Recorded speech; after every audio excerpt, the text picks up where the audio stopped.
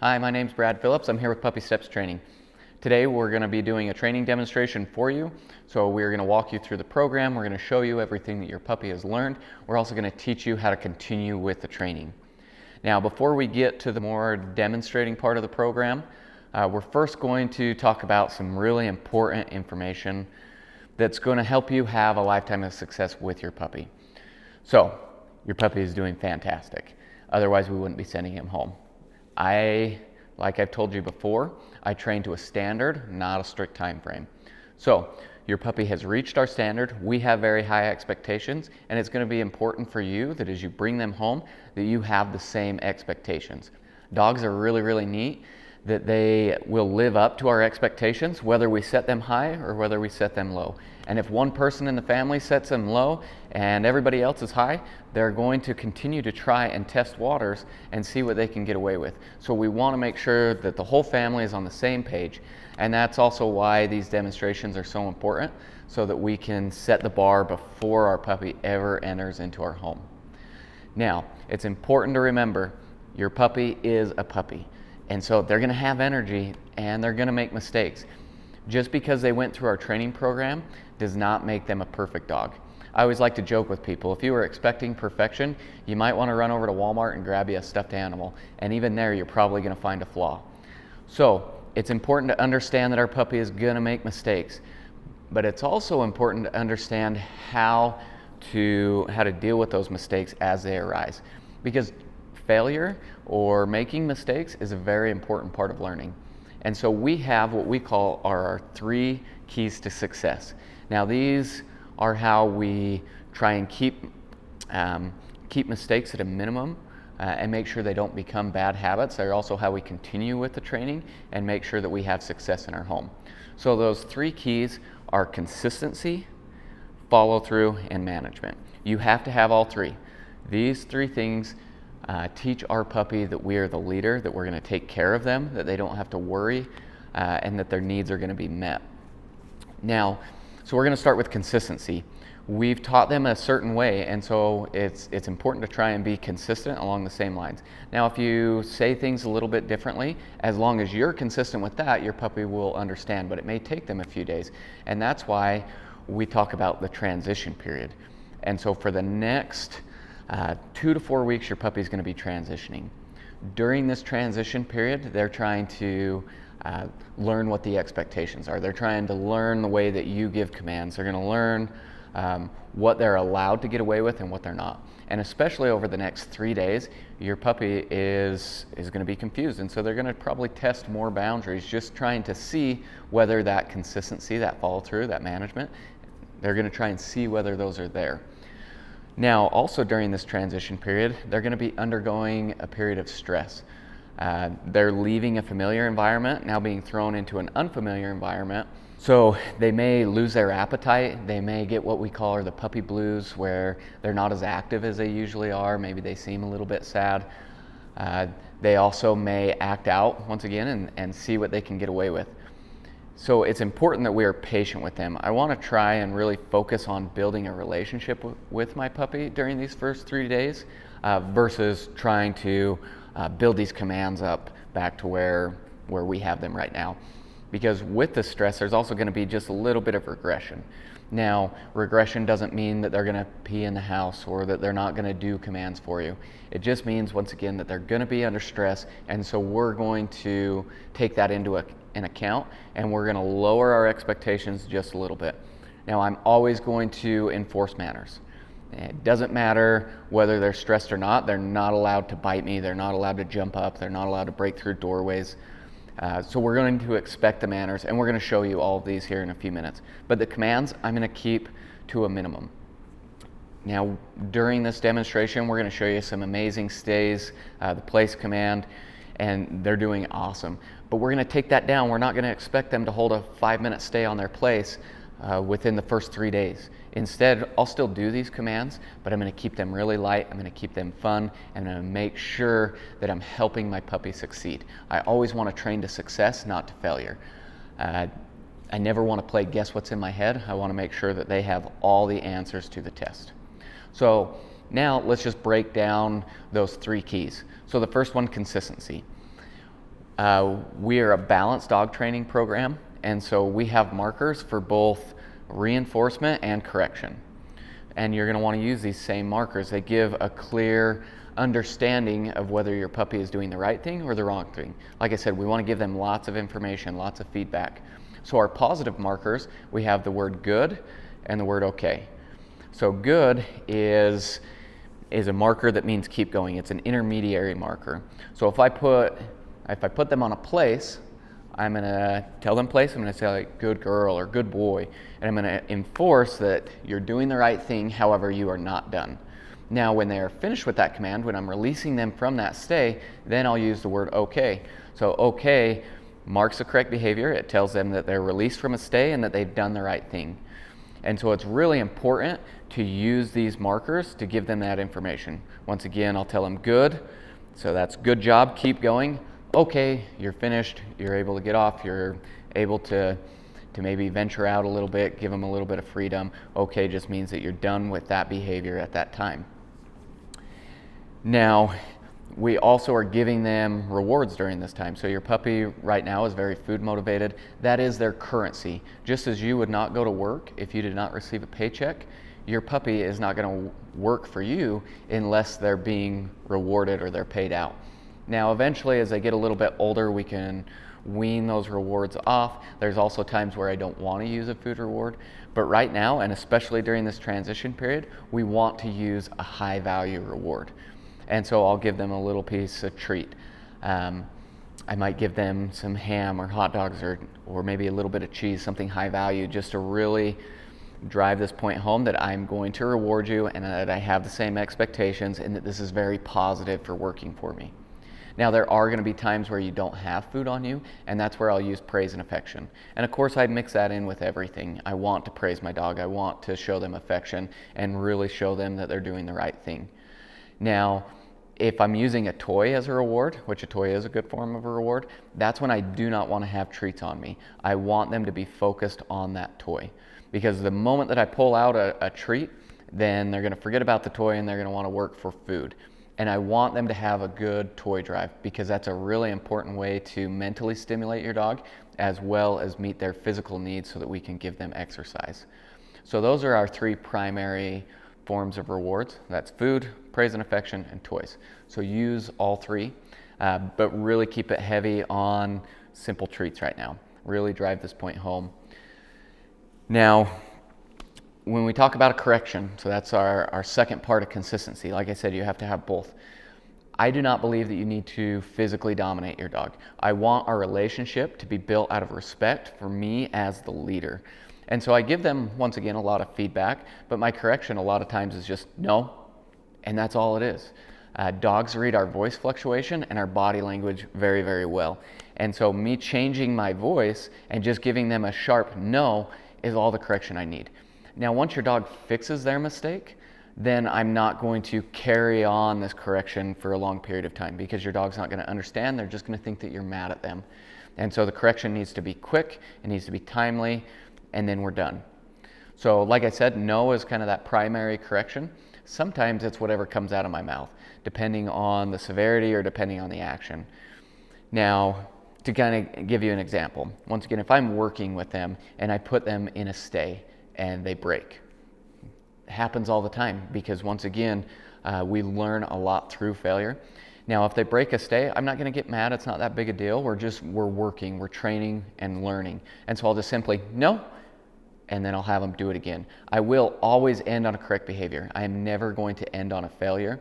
And if I have to break a behavior down to make sure that we get that correct repetition, I will. Now, if they do something a little bit more serious, maybe they jump up on me, which is one of my biggest pet peeves, then I'm going to give them a little bit more of a sharp correction. So it would be, no, off. My voice gets a little deeper. A lot of times I kind of puff out my chest and I'm changing my body language. Once again, that's enough of a correction. And then let's say they do something a little bit more serious, like they start to pee in the house. That's when I get frantic. And so my correction might look like, no, no, no, no, no, no, no, no. And I'm just trying to get them to stop. And then I'm going to quickly take them outside. And just as important as that correction is following through and making sure I teach them what the expected behavior is, which I'll get to in just 1 minute. The last part of a correction I want to talk about is a physical correction. Now, once again, I don't believe you need to physically dominate your dog, but there is power, once again, in telling your dog no, and I will accompany that with a leash pop, which is just pop, pop. I'm not trying to yank them around. It's not to inflict any harm. The purpose of that is to regain their attention to then change their behavior. Now, once again, I don't want to injure my dog. I don't want to yank them around. It is not to inflict harm at all. It is simply to regain composure. So that's consistency. You need to consistently reward. You need to consistently correct. You have to have both. Whatever you reinforce will get replicated. And so if you are not consistent and the only time you give your dog feedback is when they're doing something wrong, guess what? They're probably not going to respect you, and instead it's going to be more of a fear-based relationship, which is what we don't want. So even if my puppy is just laying at my feet chewing on something they're supposed to, I might simply just bend down, pet them a little bit, tell them they're being a good boy. We want to give them that feedback, and especially as you're working with them, as you start to implement the commands and the leash work, give them that feedback. It is going to build your relationship more than anything you can do. So be consistent. Once again, anytime I give my dog a correction, I want to then follow through and help them understand what the correct behavior is. So that's where key number 2 comes in. So key number 2, follow through. Like I said, anytime that I correct my dog, I want to then teach them what the expected behavior is. So I'm always going to follow through. Whether I ask them to do a command and they are confused or maybe they ignore me, or whether they're doing something they're not supposed to and we catch them in the act. The follow through is a little bit different on each one. So first off, let's talk about maybe you're sitting there and you see your puppy go over and start to try and chew on a baseboard or chew on something they're not supposed to. This is where we use a concept that we call marking and redirecting. So if I saw them start chewing on something they weren't supposed to, I'm going to immediately correct them. So that correction is no. Now, once I correct them, they look at me, I'm going to redirect them into an appropriate behavior. So even if they don't look at me, I'm then going to remove them from that situation. So we'll use the example of chewing on a baseboard. I'll tell them no. Now I'm going to take them over to maybe their bed and I'll give them something to chew on. And so marking the incorrect behavior, redirecting into an appropriate behavior. Now during this puppy stage, puppies need to chew. And so my redirection, I'm going to try and match texture. They were chewing on a baseboard, maybe I'll give them a bully stick or a marrow bone, something hard that they can really get into. If they want to chew on maybe one of your pillows or a soft bed, give them a plush toy. They're chewing on their leash, give them a rope. Try and match those needs, match consistency. So you can do that with a lot of different behaviors. Even jumping is another one. A lot of times if your puppy's jumping, I'll correct them for jumping and then I'll redirect them into an appropriate behavior like a sit. So we teach them, if they want our attention, they've got to do this behavior. This is a good behavior versus the bad behavior. Now let's talk about follow through if they ignore you or maybe don't understand. So let's use the example of jumping on the couch. Let's say we're in the kitchen, we're cooking, we look over and Marley is jumping up on the couch. So I would immediately say, Marley, off, giving her a command. If she gets down and listens to that, then I'm going to reward her. So I'm going to reinforce the behavior that she just performed. If she got down, maybe came over to me, I'm going to pet her. I'm going to tell her she's a good girl because she fixed her mistake. And so the correction is done. She did the right behavior after she was asked. That's all that needs to happen. Now, if she didn't, if she had her paws up there and she looked over her shoulder like, yeah, what are you going to do about it? You're over there. I will not repeat the command. The worst thing you can do is sit there and go, Marley, off, get down, get off the couch. Because you're just giving her a whole spiel of what she doesn't understand. If she doesn't do the behavior when asked, I am not going to repeat the command. I will correct her. So if I said, Marley, off, and she didn't get down, I am then going to say no, and now I'm going to start to approach her. I'm going to walk across the room. Even if I am comfortable wrapped up in a blanket, I'm going to get up and I'm going to go and remove her. Now, if she fixed her mistake with that prompt, if I said no and I started to motion towards her and she got down, I'm going to reward that behavior. I'll call her over, have her sit, praise her, make sure that she understands that, yes, that's exactly what I want. That's a good girl. Now, if she still ignored you and kept trying to get up onto the couch, or maybe succeeded and now is trying to get comfortable, I am going to walk all the way over to her, and at that point I will repeat the correction. I will not repeat the command. I will tell her no again, and now I'm going to remove her and I am going to redirect her into an appropriate activity. Whether that's you're going to come over by me, you're going to lay on the floor, you're going to chew on a toy, or maybe it's, okay, I can't watch you very well right now, you're just going to go take a little break in the crate. Now I'm not going to be super mad and shove her in the crate and make it a big deal, because then you're going to destroy the crate. Instead, the correction has already happened. Now I'm redirecting her into something appropriate to do. And so the correction is done. I do not need to carry on this frustration or this anger after the correction has happened. But I am always going to give them that correction, and I am always going to follow through. Now, let's just say that I gave your puppy a command, and so I put them in. Sorry, let me take that back. Let's just say that I asked them for a sit. So I said sit, gave them a hand signal, and they looked at me like, I have no idea what you're talking about. I've never seen this command before.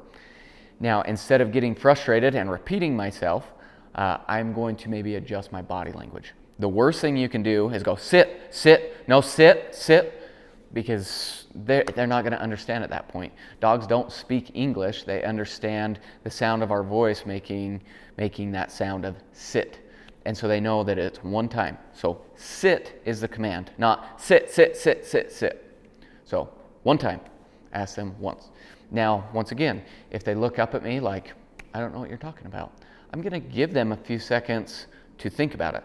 Dogs are not robots. They have to process things. And at the same time, while I'm allowing them to process, maybe I'll adjust my body language. So maybe I'll kind of lean forward or make the hand gesture. But I'm going to help them succeed.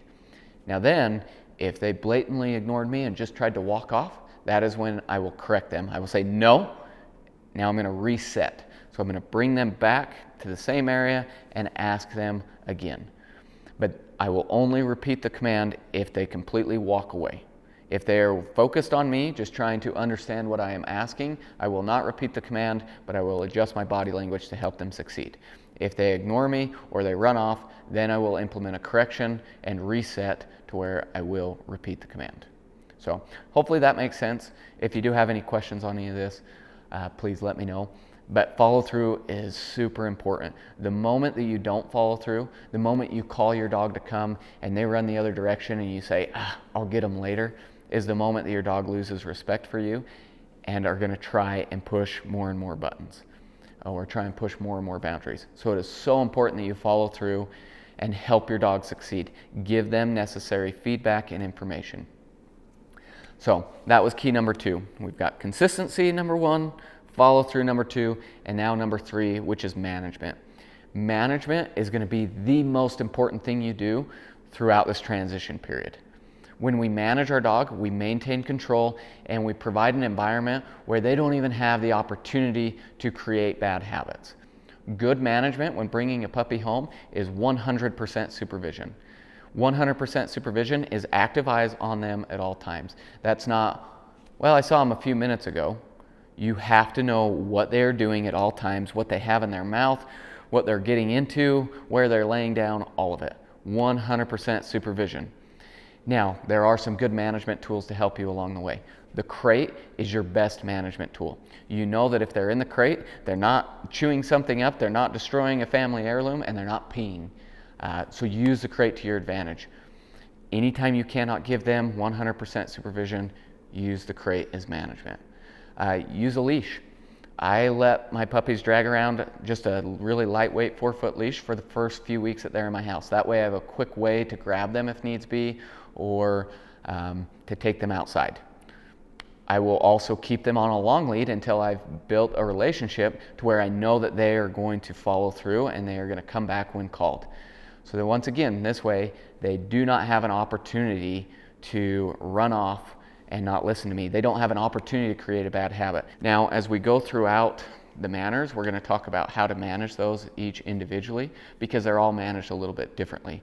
But the key points to remember is 100% supervision. That is the most important thing you are going to do over this transition period.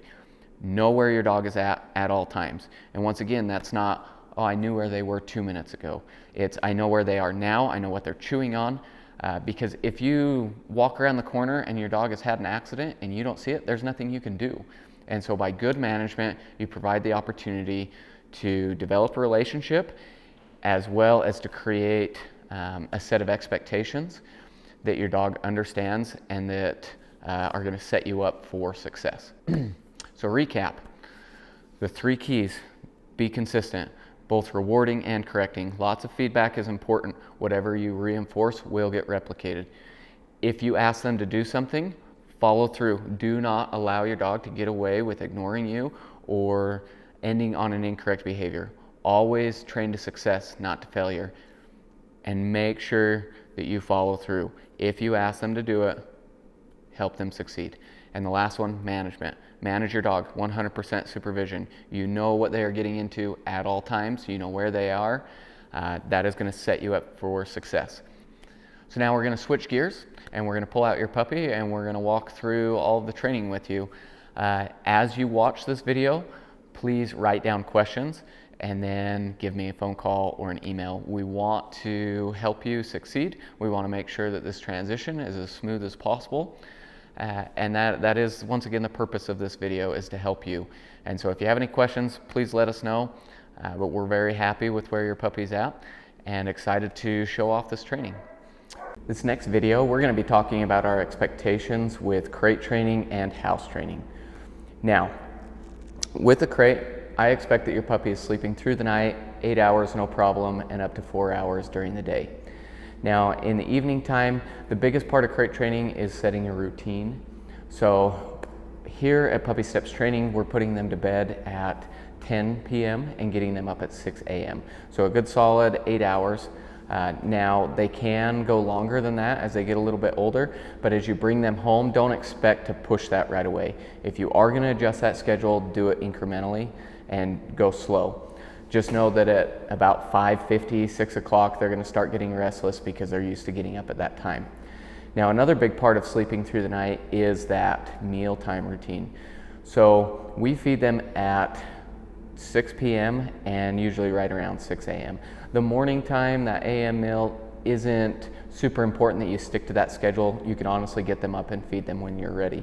However, the evening time meal, we do want to feed them by 6 p.m., no later than that, because I do want a good 4 hours for them to clear everything that's in their system so that they can sleep through the night. Now, we also limit water for the first couple weeks because they're stressed out. When a puppy's stressed out, they drink a lot more and they have to go to the bathroom a lot more. So we want to just, take away some of the fuel for that fire. I still want to make sure that they have plenty of access to water. I just don't want unlimited access. So anytime that they're spending a lot of time outside, I do want to make sure they have access to water. I also want to make sure that they have water when they're eating, and then I'll give it to them, several times throughout the day. But as soon as I feel like they're done or they've had enough, we're going to take it away. Because what I don't want to do is them drink so much that then they're distended. So I don't want them feeling like a panic that they need to drink because it's going to get taken away, but I also don't want them to think that they can just engorge themselves. So hopefully that makes sense, but that routine is a big part of sleeping through the night. Now, they shouldn't be having accidents and they shouldn't be making noise in the crate. So if they do make some noise in the crate, for the first couple minutes, we're going to ignore that. We're going to let them just settle down, especially in the first day or two as they get home. They are going to be under some stress, and so you're their source of comfort. But I don't want them thinking that if they throw a big fit, that you're going to let them out. So for the first 5 minutes, just let them kind of cry it out. Then the first thing that I'll go to is just draping a blanket over the crate. By doing that, we're making sure that they can't see outside, and they're a lot like parrots. If they can't see what's going on, they're going to settle down easier. We've also taught them a hush command. If they do, just continue carrying on. And so if I need to give them that command, it'll be no, hush. And so it's a little bit louder. Obviously, you're implementing a correction, and they should quiet down. Now, if they just carry on like they didn't even hear that, then I might accompany with a little tap on top. So I'm not banging on the crate, but it will just be, no, hush. And it's just to break them of their reverie. I don't want to, kick the crate across the room or cause like any type of fearfulness, but it's just like, hey, knock it off. So that's our correction there. Now, the biggest mistake that you can make with crate training is letting them out if they are crying. Because as soon as you do that, they figure out like, oh, if I throw a fit, they're gonna let me out. So absolutely no positive attention if they're crying in the crate. The second worst thing that you can do is come over and go, oh, it's okay, I'll let you out in a minute, and stick your fingers in the crate. Because same thing, you're giving them positive attention for throwing a fit. So it is no positive attention if they're crying in the crate. If they are making noise and you are about to let them out, still expect some silence. So I'll tell them hush, and I want them to give me like 10 seconds of silence. If you think, oh my goodness, they're gonna have an accident, they need to go to the bathroom, then I might expect still some silence, but it might be more like 3 seconds. So I'd say hush, okay, now let's go, and we'll get them outside. So that's our evening stuff. During the day, they should also be able to be in their crate comfortably without making noise, without having accidents. Like I said, we build that up to 4 hours at a time. You can put them in the crate more than that. I just don't do longer than a 4-hour block at this point. I utilize the crate very heavily while we're transitioning and while we're working on potty training. So don't be afraid to put them in the crate. It is honestly your best friend. They can be inside the crate for as little as a minute, all the way up to that 4 hours. So anytime you can't give them that 100% supervision, utilize the crate. Now we also want to use the crate both when we're home as well as when we leave. If we only put our puppy in the crate when we're leaving, you're going to build some separation anxiety. They're going to associate the crate with you leaving, and it's going to cause even more panic, even more noise. So utilize the crate when you're home, when you're in the same room as them, as well as when you leave.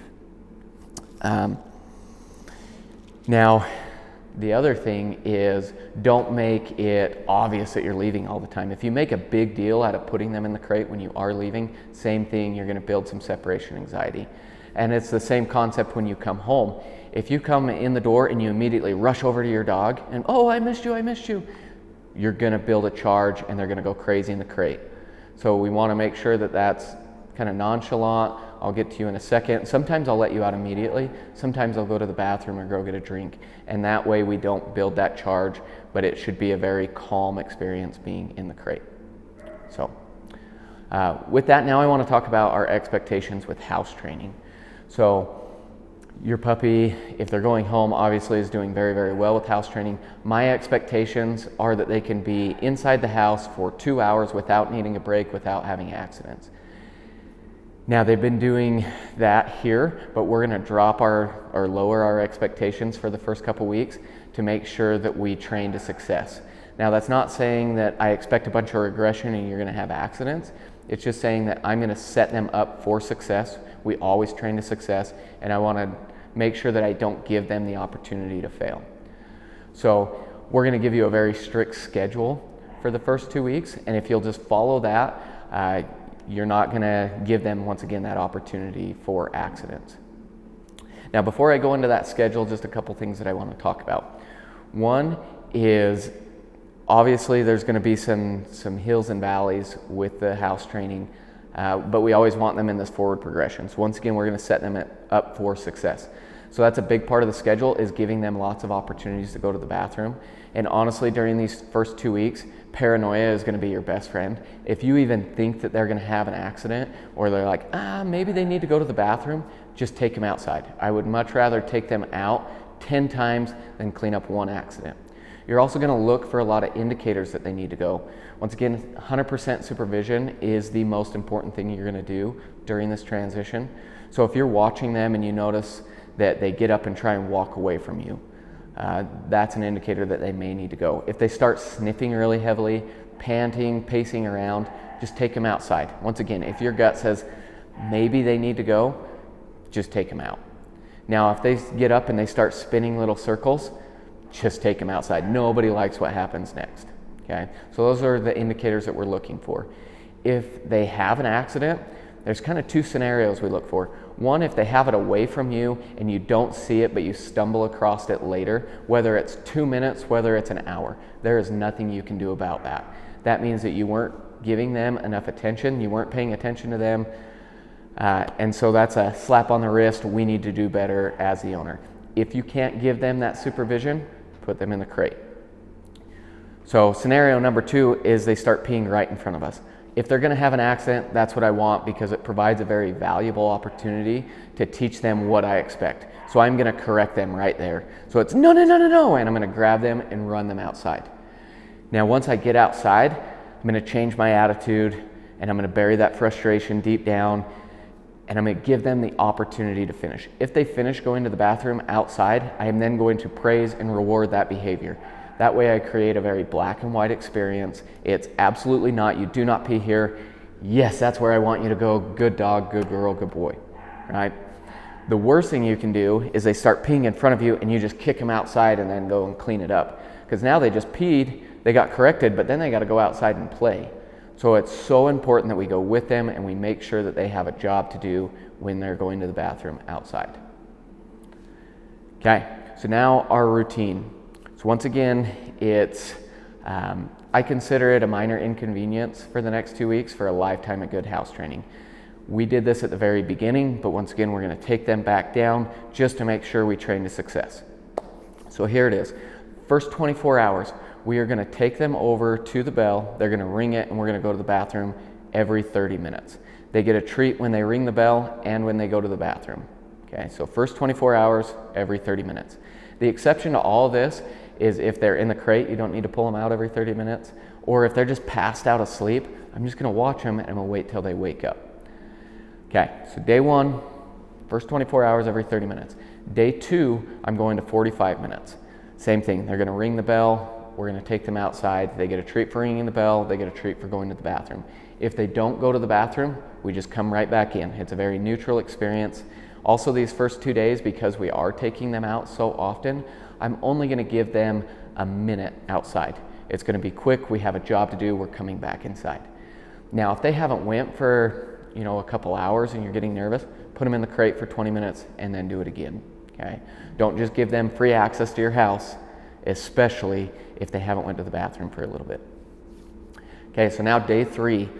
At day three, we're moving to an hour. So every hour, we're gonna take them to the bells, give them an opportunity to go to the bathroom. But now we're changing things. They are no longer gonna get a treat when they ring the bell. It is only if they go to the bathroom, okay?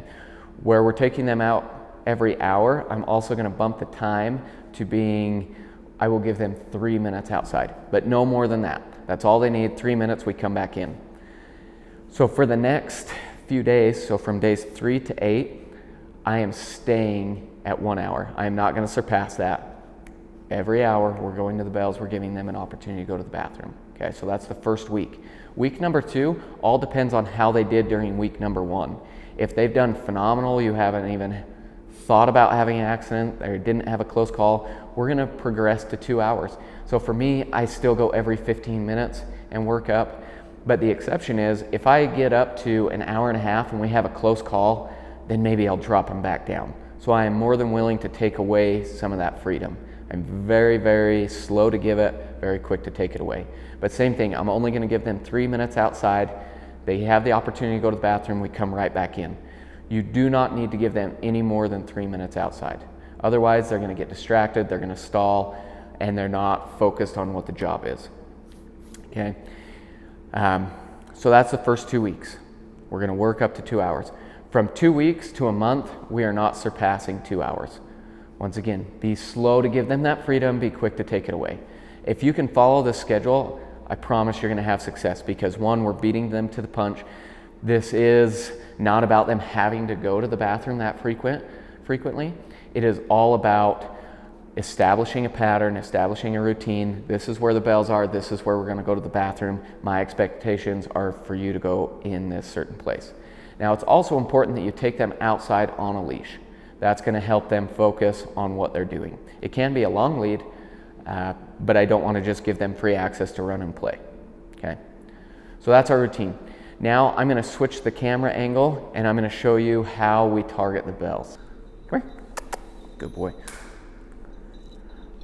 All right, so now we're gonna talk about targeting the bells. So the first thing you're gonna do when you get home is you're gonna pull your bells out of your bag and we're gonna go through this exercise.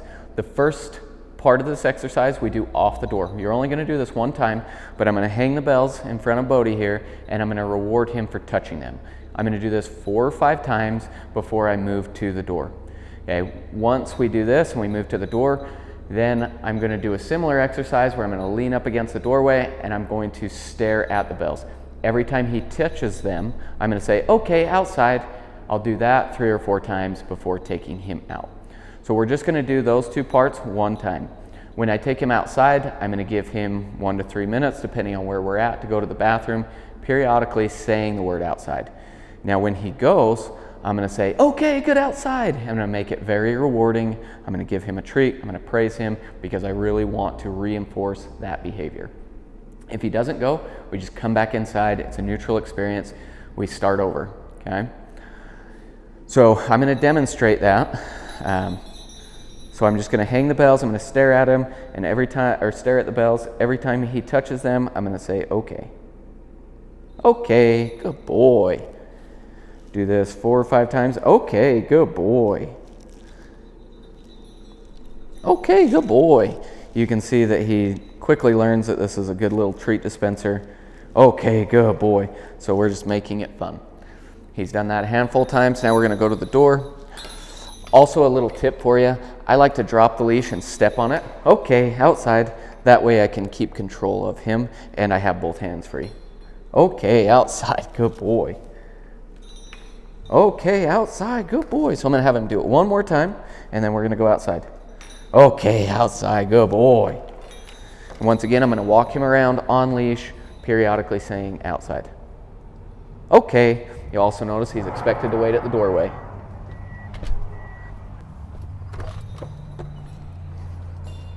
Okay, good boy. Now, after you do that little exercise, from here on out, when you target the bells, it's just going to be walking him over, staring at the bells. Once he rings it, okay, outside, and then we go outside, okay? And remember, for the first 2 days, I'm giving him a treat for ringing the bells. After that, no more treats. I also want to mention, don't be surprised if for the first 2 weeks, he doesn't go and ring the bells on his own. He may, but then again, we're going to be beating him to the punch so many times that he may not need to go. So we're going to beat him to the bells. So don't be worried about that.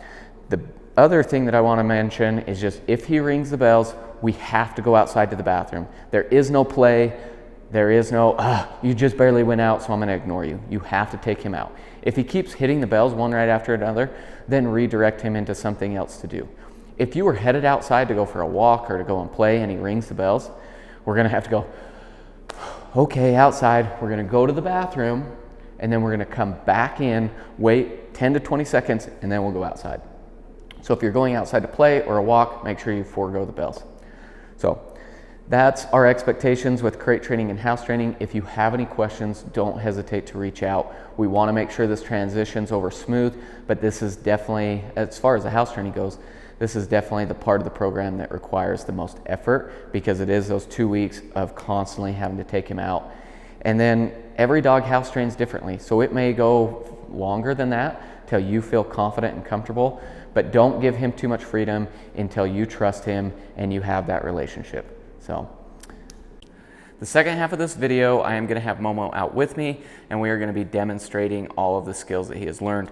We're going to start with our manners, then we'll go into our obedience commands, and we'll finish with our leash work. So Momo's doing great. He's a super fun little dog and I'm excited to show off all of his skills.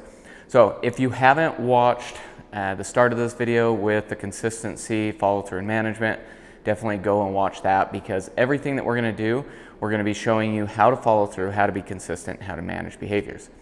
So the first one we're going to cover is his gates and his doorways. So anytime he's coming out of the crate, we're going through a house door, we're going through a gate in the yard, I expect Momo to hold an automatic stay. So meaning I don't have to ask him. I just expect him to show that he's in control and he's going to be very polite. I'm not waiting for him to sit or lay down. I don't care whether he's standing, sitting, or laying. The big thing is here that he has to show that he is in control. He has to show that he's paying attention to me and he's not just going to run out given the first chance. So I'm going to pull him out of the crate. I'll show you that and then we will go through this outside door and show you going through that door as well. Now, if Momo tries to break, I'm going to quickly correct him with just a simple no. I might even close that door when he comes out and we go through a house door. I can use that leash to help manage that behavior, or I'll lift up my leg and block him, which I will show you how to do that here in just a second. So let's pull Momo out. Hi, Momo. So once again, I'm not going to just fling this open. Okay, good boy. He comes out, shows that he's in control, and then I release him with the word okay. Hi, you're very excited, huh? So that is the same thing going through a house door. Once again, I have this leash attached so I can correct him if he tries to break through. This was one of the hardest behaviors, and he just rang the bell, so we're going to go out and go to the bathroom. But it was one of the harder behaviors for Momo to grasp. So this, like I said, he doesn't have to sit, but he's showing me that he's in control. He's paying attention to me and not just trying to burst his way out. Okay, and then we can go out.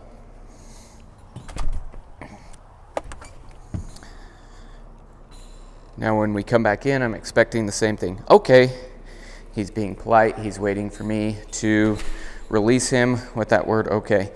Now you can build this up to be any thresholds in your home.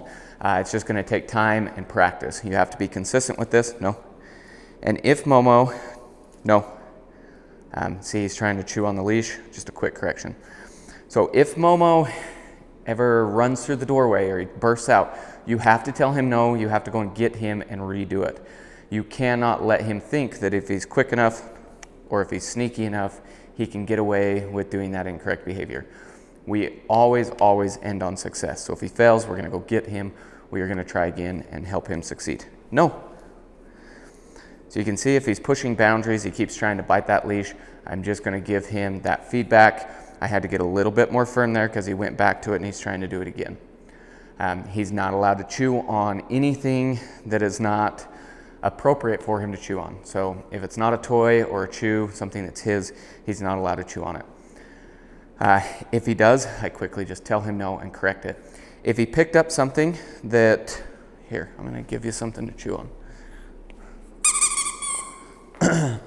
If he picked up something that was yours that you don't want him to chew on, such as a shoe or a sock, then I would tell him no, I would take it away from him and I would replace it. So I would give him something that is appropriate for him to chew on, something that he can dive into. Now I'm also, for the most part, going to try and replace based on texture or consistency. Now I didn't have a rope toy right here handy, so I did give him just a soft toy. But if he's chewing on something hard, I'm going to give him something hard. If he's chewing on something soft, I'm going to give him something soft. That way I can meet the needs of his mouth. So he is just finishing up his teething phase. I think he's finally lost all of his teeth, but he's cutting some molars. So he still needs to chew, and dogs need to chew throughout their life. So it's important to give him something appropriate to chew on. So instead of just continually correcting him there, I gave him a way to succeed, something that he could chew on, that he wasn't going to continually get into trouble or he wasn't going to get destructive. Now, if he decided he was done with this toy, he left it alone, I would take it away. I don't just give him free access to his things. That way I can keep them fun, I can keep kind of this novelty effect, and he's not going to get bored with it and go and do something that I don't want him to do, such as destructive behaviors. Now, if he starts trying to chew on me, my shoes, my pant legs, my arms, anything like that, I quickly tell him no, and then I will grab his muzzle. Now, I'm not clamping down, you're not shaking him, you're not trying to hurt him in any way. It's just a very quick no, and then I'll take my hands away. I'll wait, make sure that he's in control. I wait for that little check-in. He shows me that he's not gonna mouth, and then I can go back to petting him or whatever we were doing. Now, if he tries it again, I'm gonna be a little bit more firm. So it's no, hold that muzzle. Now I'm gonna remove my hands and I'm gonna step away from him. So if he continues to wanna mouth on me, then I'm taking away his favorite person, which Momo is very much a Velcro dog. He wants to be around people, but he doesn't get be around me if he's going to chew on me or mouth on anything that's mine. So, Momo. Leave your toy. Okay, so mealtime manners. Anytime I feed Momo, I expect him to hold an automatic stay. So once again, I don't have to tell him. A lot of times I'll just shake that bowl and he's gonna plan himself. Now I should be able to set the bowl down and completely stand up, and then I release him. So I always have Momo hold a stay for his food. I do not free feed. I do not just let him graze whenever he wants. So that way, that's a good way to build a relationship with your dog. So he laid down, I shook that bowl. We set it down. Okay, and then he's free to eat. It's very simple. Momo we've been feeding him about 1/3 of a cup twice a day. So 6 a.m., 6 p.m. I never feed him later than 6. Honestly, I try and do that earlier if possible. Also, don't be surprised. He is not going to finish his food. He doesn't eat a whole lot. In fact, he'll take 1 or 2 pieces and he'll sit there and chew them, and it takes him a very long time. But if he gets up and he walks away from his food, that's showing me that he's not hungry. I'm going to take it away, and he doesn't get fed till his next meal. But I expect him to be polite. He will go through a phase over this transition where he'll probably lose his appetite. Like I said, he doesn't eat a whole lot anyway, so don't worry about that. He will eat when he's hungry. You don't have to worry about him skipping meals. My personal dogs only eat once a day. They usually skip the morning meal, and a lot of that's because they're excited to come here. Now, we've also spent a lot of time making sure that he's not going to be resource guarding or protect his toys or his meal, which he's been very, very good about. Come here. Which I'm going to grab him and his toy. He loves our rug over here. That's one of his favorite spots to lay and just chew on his stuff. Okay. Before we play with that, I want to talk about his greeting as well as jumping. So we've taught Momo that anytime he wants my attention, he has to sit to get it. So Momo was a very, very jumpy dog. He wanted to just jump all over, and it was very frantic. He wanted to just, if it was his way, he would be in our arms all the time. But I do not want him jumping on me. So once again, we've taught him if he wants my attention, no, I expect him to sit to get it. So that's what he's doing right here. Good boy, huh? He's sitting, he has to be polite in order to get my attention. So you don't have to have him sit every time you want to pet him, but anytime you're getting home, you've been away for a little while, or just random times throughout the day, I do want this check-in. I want him to show that he can be polite and that he can be in control. Or any time that I do call him to me. So if I go, Momo, if I back up, I expect him to sit, good boy, before he gets my attention. So we're gonna have you do an exercise. This will be kind of the first thing you do with Momo to build this expectation. So what you're gonna do, you're gonna take your treat pouch, you're gonna get your treats, take a hold of the leash, and we're just gonna take a few steps back, say his name, and wait for him to sit. If the first time you're doing this, he's hesitant and he is just standing, you can ask for that sit with a little hand gesture, just like that, up over his nose. But I wouldn't make a habit of asking him to sit in this situation. This should be automatic. So you're gonna do this 3 or 4 times each day for the next week. And then you're gonna wean off treats. At that point, he just gets my attention when he sits. So it's gonna look like this. Momo, I'm gonna take a few steps back. He's gonna sit, okay. I'm gonna use that marker, okay, give him a treat. Momo, take a few steps, okay, good boy. Momo. So it's very simple, but this is a great way to build a relationship with your dog and build this expectation that Momo needs to sit to get your attention.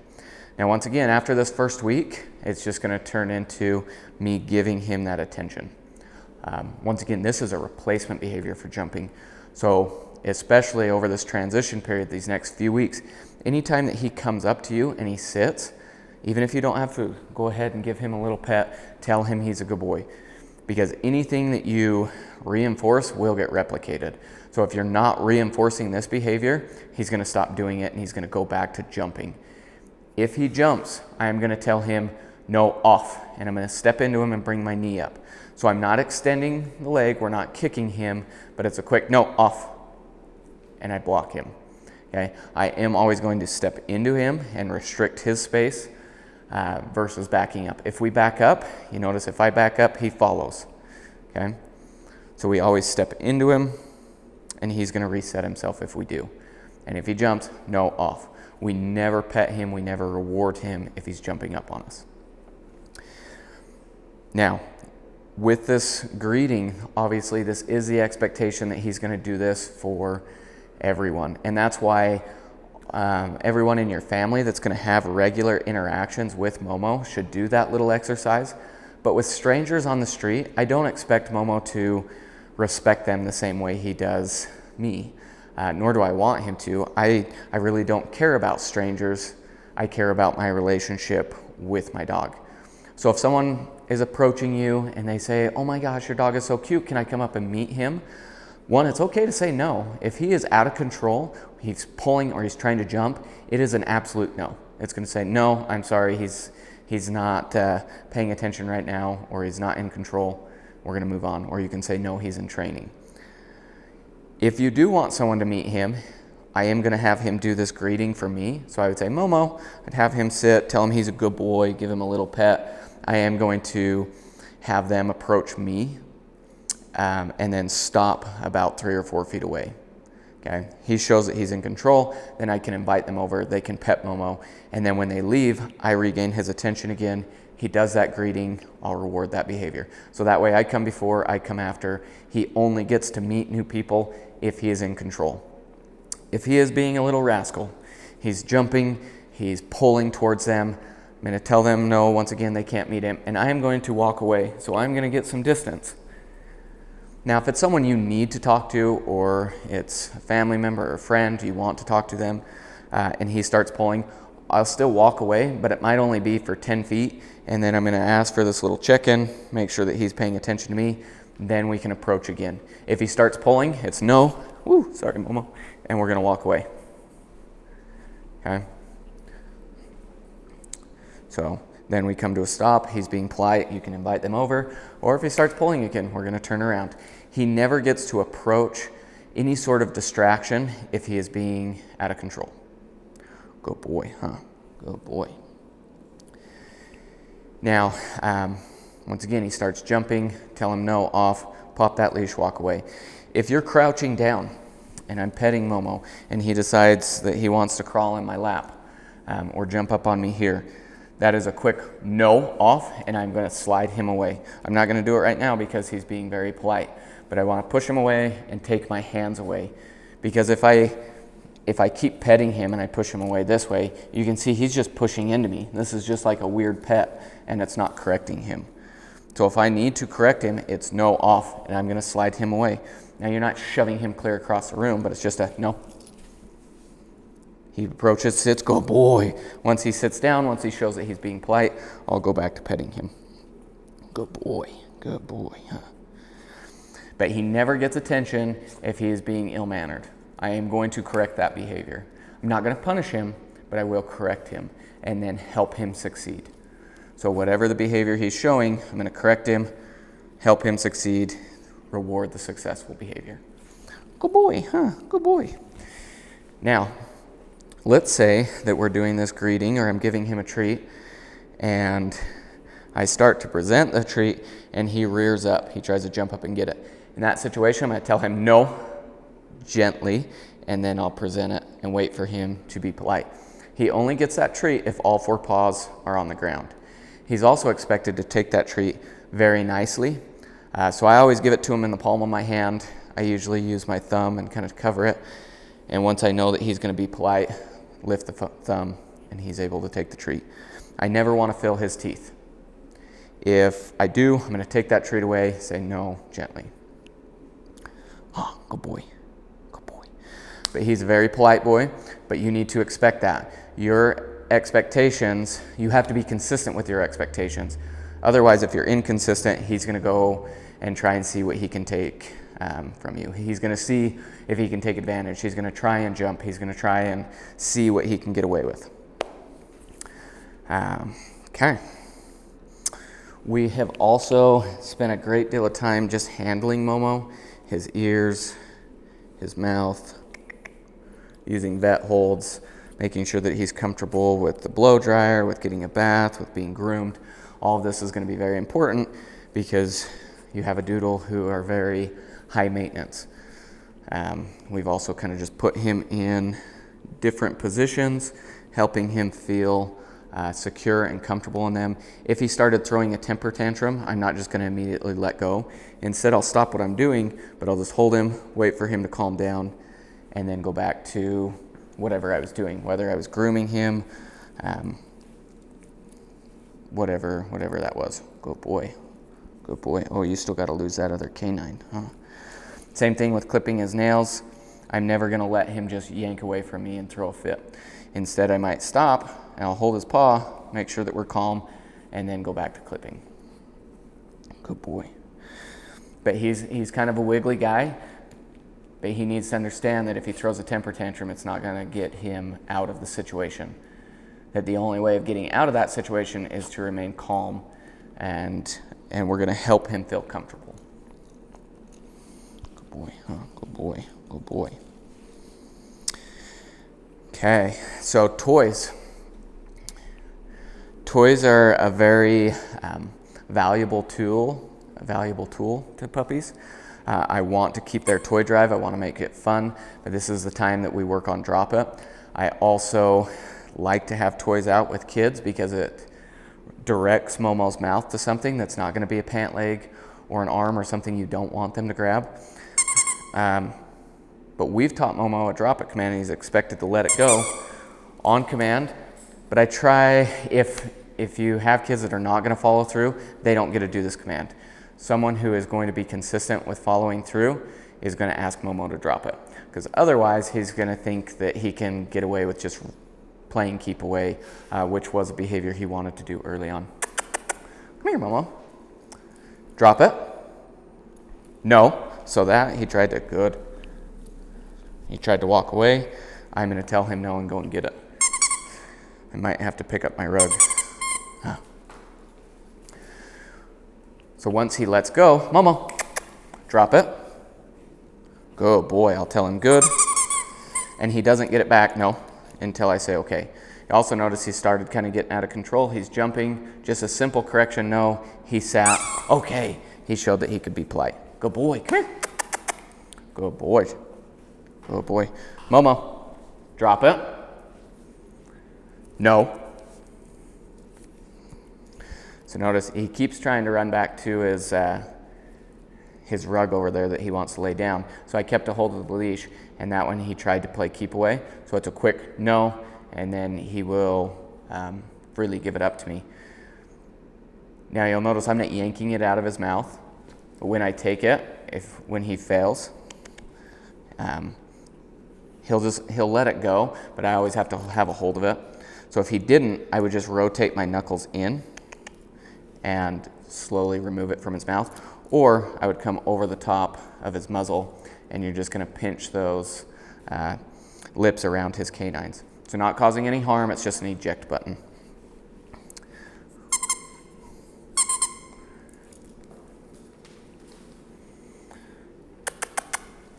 Good boy, good boy.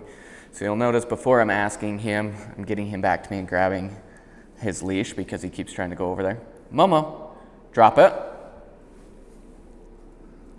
No, good. But you can see he's really testing me this morning with this drop it command. Good boy. So we're gonna sit here and practice. I'm not gonna let go of this leash. Drop it. Good boy, good boy. And I'm going to keep it really close. Momo, drop it. No, good. So he is going to test you. That is one thing that Momo does. He likes to see if he can be the boss and if he can control things. But he never gets to. He never gets away with doing an incorrect behavior. Momo, drop it.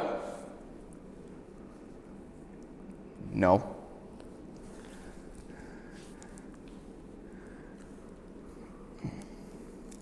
We might have to go get the long lead, huh? What are we caught on?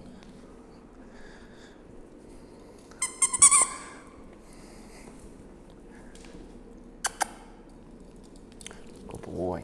Good boy. Drop it. Good boy, okay. So that one, he immediately dropped it. So I'm very quick to say, okay, and give him that toy back. Good boy. Drop it. Good boy, okay, good boy.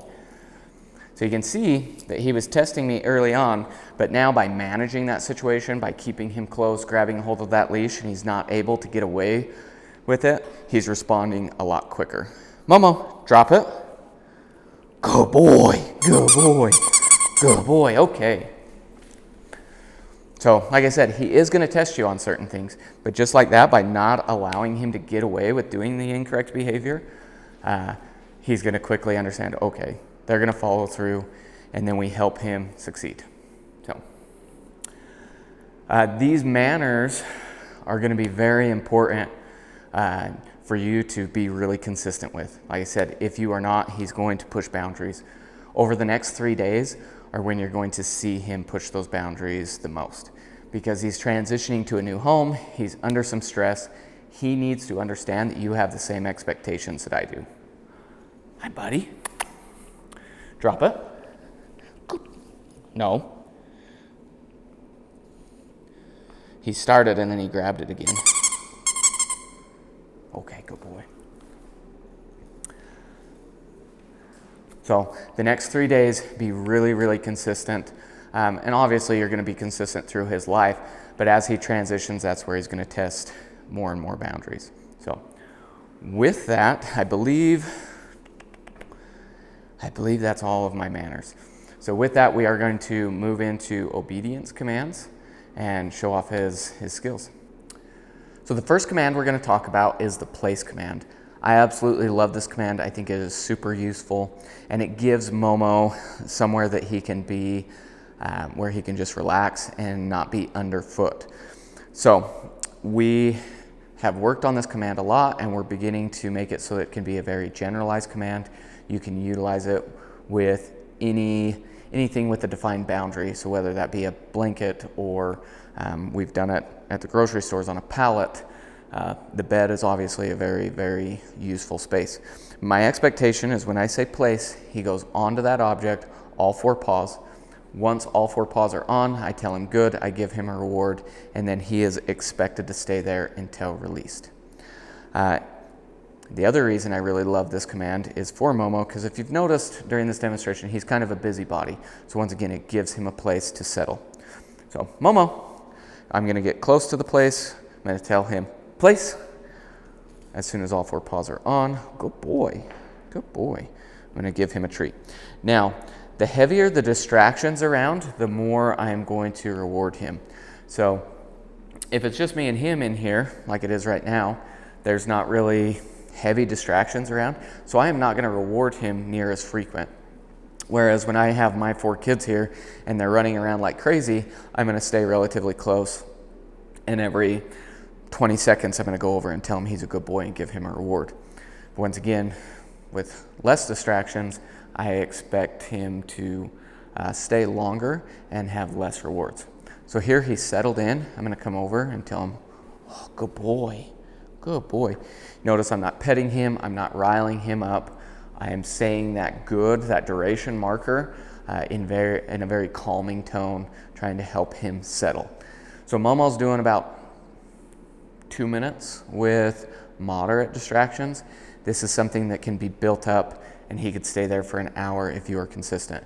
It's all about adding new distances, new duration, new distractions, or I should say more duration. So we're going to try and test him here. We'll open this door and leave.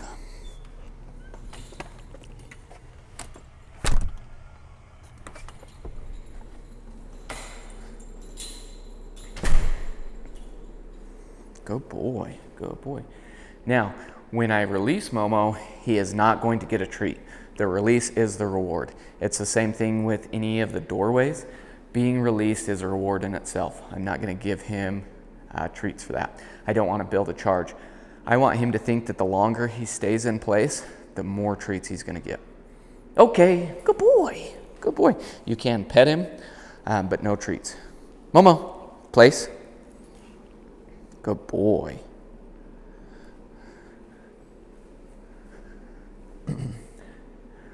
I teach my dogs that anytime the doorbell rings or they hear a knock, that the place to be is their bed. And so that way, over time, as you're consistent, if you do that, he will quickly learn that he hears that sound and he'll just run to his place. But that's a great way to keep him to where he's not barking at people at the door or charging the door. To build that up, I recommend starting with a crate and putting him in a crate anytime somebody comes to the door, and then you can set him up and you can practice with the place and work on that over time. Okay, good boy. The crate command is very similar. I'm just going to get close, Momo, and just tell him crate, and I expect him to go in. He gets a treat when he goes in, but not when he comes out, and he is expected to wait until released. Okay. This one has a shorter duration. Ooh. And I practice this multiple times a day. I don't want to use the crate command only when I lock him up, because if you do, he's going to recognize that, and then he's not going to want to go in. So we want to practice a lot. I didn't put you in there that time, Momo. Come here. Come here. I didn't put you in. Crate. Good boy. But you can see I just have to step near and point. If he hesitated, I can just tap on top. Okay, good boy. Crate. Good boy.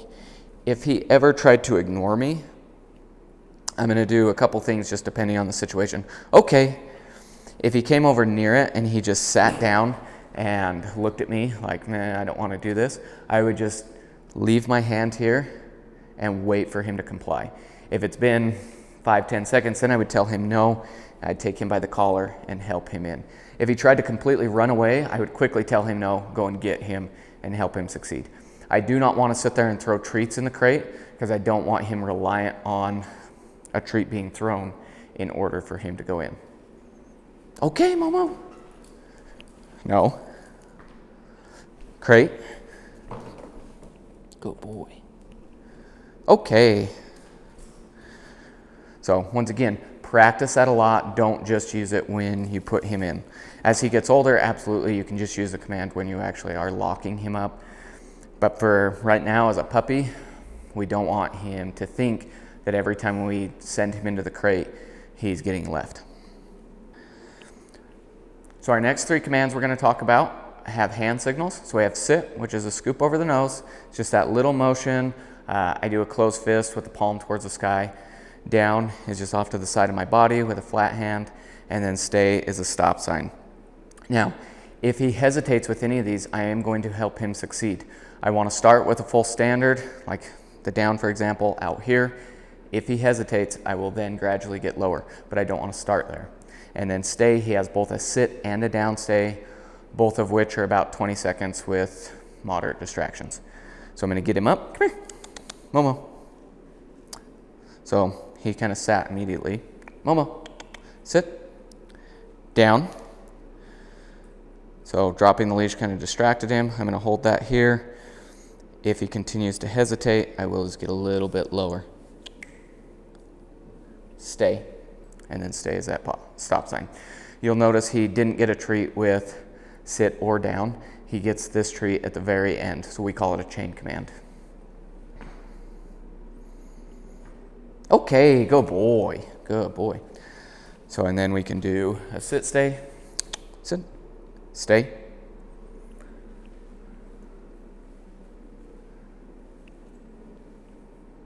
Okay, good boy, good boy.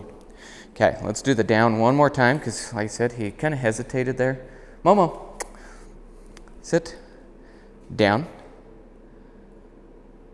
So here, stay. Notice I just snapped and got a little bit lower. So he's getting tired. Okay, good boy. He has a very short attention span, and so I will cater to that. I don't want to get frustrated with him. I'm just going to always help him succeed. I always train to success. So I will quickly correct an incorrect behavior and then help him succeed. Okay, so the last command here that we're going to go over is leave it. So I'm going to have him leave a different type of treat here. So anytime that I'm using food and I'm practicing, I want to train to success. So I'm going to have a hold of his leash.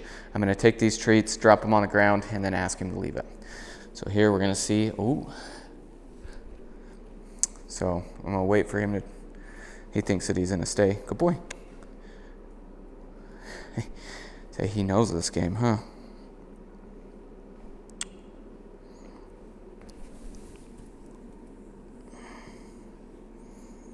Oh, there we go. Leave it. Oh, so he tried to beat me there. Like that was pretty quick. But you'll notice I quickly said leave it. I was a little bit more firm, and now we're leaving it alone. Good boy. And I'm going to reward him as he continues to leave it alone. Now we're gonna step back, come here, and then try and walk towards him again. Now if he goes for it, I will repeat leave it. But notice there, he ignored it. That's exactly what I want. Good boy, good boy. And once again, I will continue to reward him as he continues to leave it alone. Good boy. If we were on a walk and we were approaching something that I didn't want him to get, I would say, leave it. And then as we walked past, I'd say, good boy, good boy, good boy. And I'm gonna give him that feedback. Good boy, good boy. So I only use leave it for things that I can either take away from Momo or I can take Momo away from. So no stationary objects in your home. You're not going to use a leave it for a baseboard or a plant. That's a no, and then I'm going to manage that situation because I don't want him thinking, oh, I'll wait till they leave the room and then I'll go back to it. So that's why I want to only use it for things that I can take away from Momo or I can take Momo away from. So with that, we're going to adjust the camera angle and talk about his recall command and his leash work, which includes our heel, our long lead, once again the recall, and engagement. So we're going to start our leash work session by talking about heel. So heel is not how you exercise your dog. This is strictly for you. This is to get from point A to point B. It's to get past distractions. This is when I expect Momo to focus on me. He's by my left side. He gets a foot of space and he's expected to keep his attention here. This is a very heavy mental activity. So I am telling him that he needs to focus strictly on me. So I do this in short bursts. I really don't want to heel longer than a couple minutes. When I do this, I'm also giving him a lot of feedback. If I want to keep his attention off of distractions, I need to do something in order to do that. So for me, that's giving him a lot of feedback. I'm going to tell him that he's a good boy. I'm going to reward him for looking at me, and we are going to quickly get past whatever distraction it is. So this is a short 4-foot leash, but I am only giving him, like I said, to maybe about a foot or 2 feet of leash. So I want him focused on me. When I start this walk, I'm going to tell him heel, and we're going to start walking. And once again, you're going to see what my expectations are. He is not allowed to pull. He's not allowed to sniff. He has to keep this focus on me. So I'm going to, Momo, heel. So I'm just going to start walking. Notice he's looking up at me. And when he does that, nope, heel. Good boy. Good boy. When he's focused on me, I will reward him. Good boy. And I'm giving him lots of feedback. Good boy, good boy. As he's staring at me, we can switch directions. Good boy. Heel. Now he's expected to keep pace with me. It is, hard to show this off really well inside because we have a limited amount of space, but it's a little too warm to be outside on the road right now. You'll also notice when I came to a stop, he stopped. That is what I expect. If he didn't, I would just give him a little pressure up. Okay. Also notice when I'm switching directions, I will tell him heel again, and if possible, I will turn into him. That way, he's not getting yanked around, because you'll notice if I turn this way, I still can, but now he's kind of lagging behind. Good boy. And if he's not paying attention, he's going to get yanked. Now I will use simple leash pressure to help him understand which direction we're going or whether we need to stop. That leash pressure literally just happens with my finger. It's just a little tap to one side or the other. Okay. If he starts to pull, there's a couple different steps that we'll take. At first, I'll start by just saying his name, kind of how you just saw me do at the very beginning. he wasn't paying attention quite. He started to wander behind me, and I just said, Momo, something like that, just to help him regain his attention. Because at that point, he's not pulling yet, but he is losing his focus. So I will do something to get his focus back. Good boy. If he continued to try and pull or tried to walk behind me, anything like that, that's when I would correct him. No, and I just simply pop that leash. Okay. When I do pop that leash, when I'm actually correcting him, those pops are up. So it's pop, pop versus back. Because once again, I'm using that pressure going back to tell him that we're stopping. So quick, no, pop, pop. If he regains his attention, I'll tell him, good boy, we'll continue to walk. After he shows that he's in control, then I will reward him for that. If he continued to pull after I said no, pop, pop, I would do it one more time. So then it would be a little bit louder, maybe a little more firm. Say no, pop, pop. Expect him to regain his attention. But if he doesn't, that correction is not working. So now I have to switch up what I'm doing. So instead of telling him no and popping again, I'm going to come to a complete stop. We do not get to progress forward if he is not in control. So we're going to stop. He's going to notice that we stop. He's not very big. He can't drag you around. So just stopping, he's going to turn around and look at you. Once I regain his attention, I can start to progress again. If he immediately starts to pull towards a distraction or tries to pull you forward, at that point, I am telling him no. I'm bringing him back to the heel position, and now I'm stepping through him and walking the opposite direction. So again, he never gets to progress towards a distraction if he is not in control. So after he showed me that he was in control, he's walking polite again, then I can turn and walk back in the direction we were initially going. But the moment that he starts to pull again, it's no, and now we're walking away. Good boy. And if he's just pulling just to pull, I'm just going to practice going in random directions, just turning into him and just making it so that he has to pay attention to me. Otherwise, he's going to run into me or he might get popped on that leash. Good boy, good boy. Notice that the more we do this, good boy, the more he's staring at me and he's focusing. That way he knows which direction we're going. Good boy, good boy. Now, if he settled back in, we were walking politely, and then he goes to pull again, I'm not going to go through those steps. I'm going to immediately turn back around. Okay.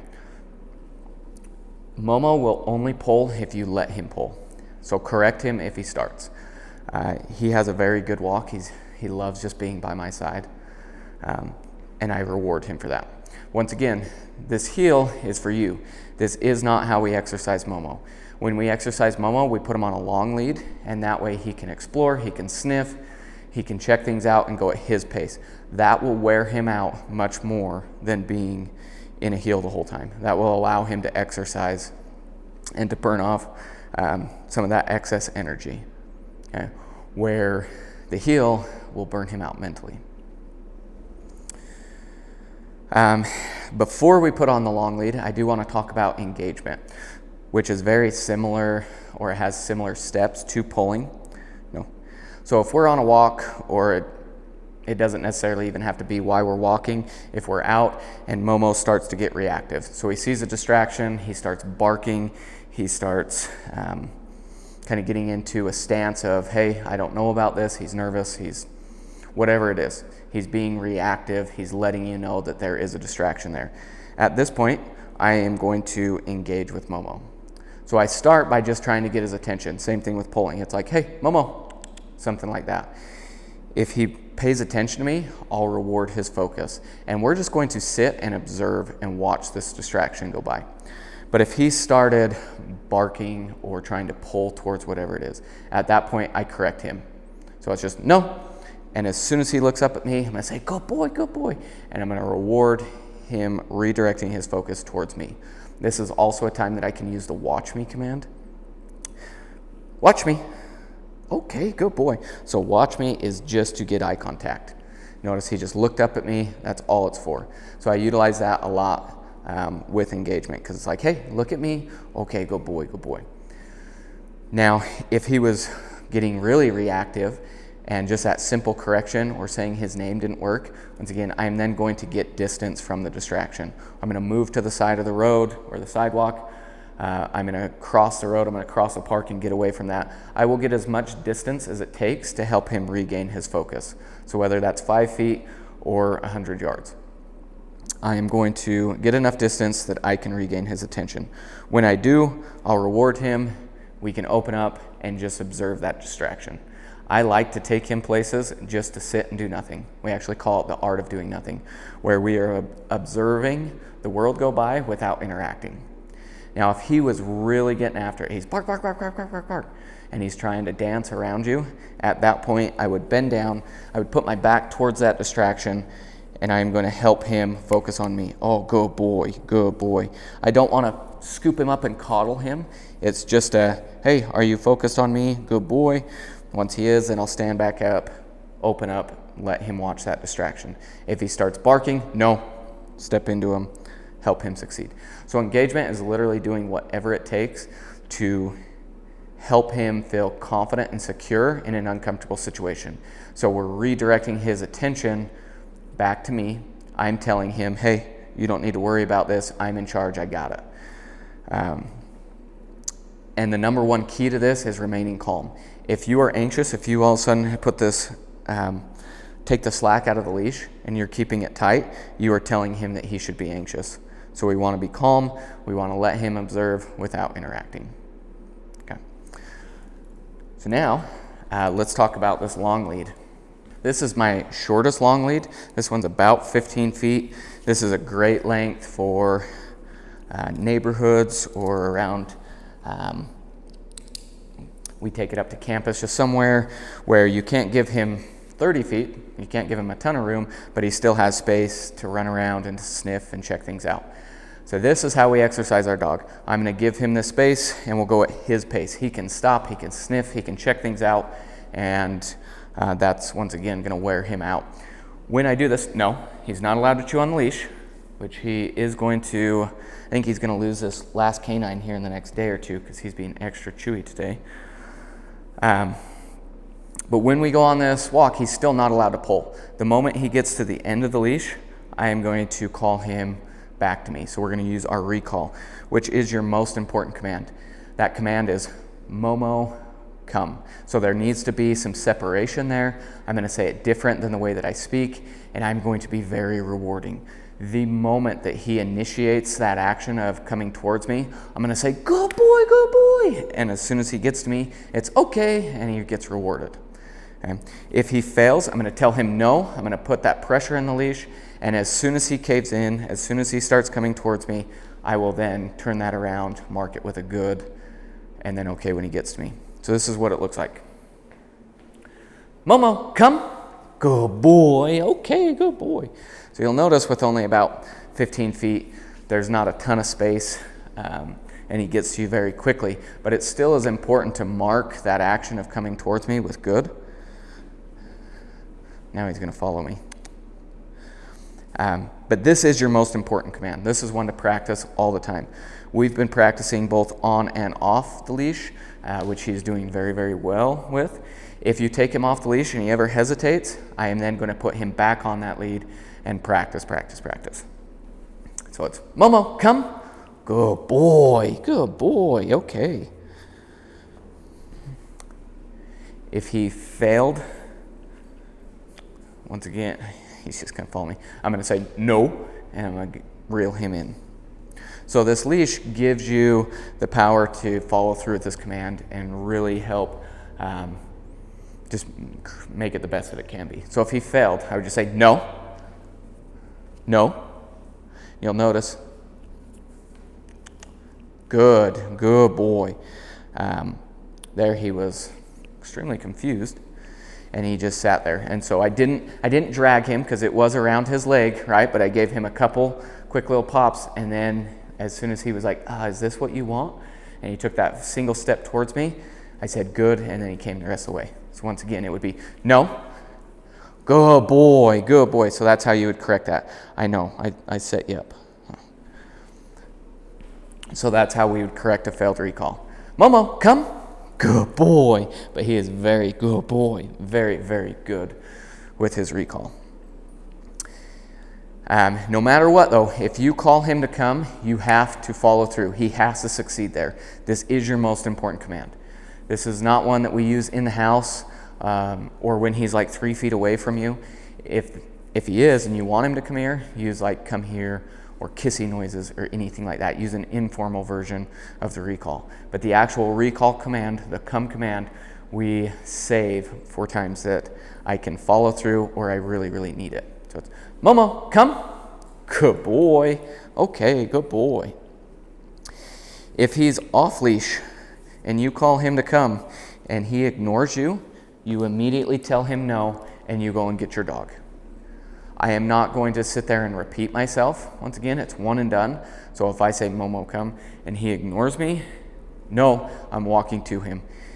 If I walk 90% of the way there and that last 10%, he sees me and he's like, oh, hey, what are you doing? And he comes running over towards me, I am going to reward that behavior. So I would tell him, good boy. And I would start walking back, good boy, Momo. Good boy. So that way I'm rewarding this behavior of coming towards me. But if I had to go 100% of the way there, I would tell him no again, clip on that leash, and now we're going to practice the recall. I am never going to chase after him. We're never going to run after him because that does the opposite. Then he's going to think, hey, this is a fun game. They're chasing me. Let me just continue to run away. Instead, I can use a little bit of reverse psychology here with Momo. If I go, Momo, come on, good boy, he's going to be much more likely to follow me. Good boy. I'm also never going to call my dog, never going to call Momo to reprimand him. It is only positive if I call him to come. Okay? Even if he was doing something he wasn't supposed to, I'm really frustrated. I'm either not going to call him, I'm just going to go and get him, or if I do call him, all frustration's gone, and I'm going to reward him for coming to me. Whoever calls him to come is the one to follow through. Okay? So you can't call him to come and then send your son to go and get him. Whoever calls him has to go and get him. Also, we don't need multiple people calling him to come. Just one person, one time. But he has a phenomenal recall. Momo, come. Good boy, okay. And he's just a really, really good dog. He will test some boundaries. Like I said, he can be kind of a punk sometimes, but he is a very good dog. But you have to be consistent. You have to follow through with him. If he thinks that he can be the boss, he absolutely will. And so if you are not consistent, if you don't follow through and you're not managing him, if those three start to slip, that's when he will push more and more boundaries. So that concludes our demonstration. Once again, if you have any questions, let us know. Thanks.